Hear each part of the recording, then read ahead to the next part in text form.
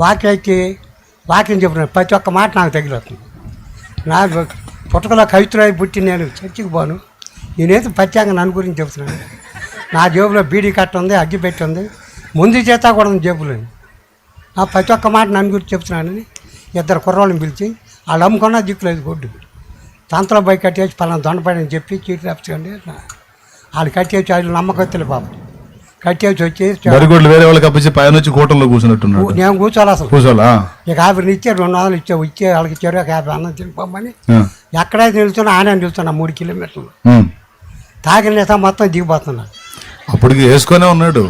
దేవునికి స్తోత్రం. ఏనండా తాగిన నేత మొత్తం దిగిపోతున్నాడు. ఆ దిగిపోయినా కానీ ఇంటికి పోయి గొడ్డు ఇంటికి పోయా నాకు ఒక ఆలోచన పుట్టింది.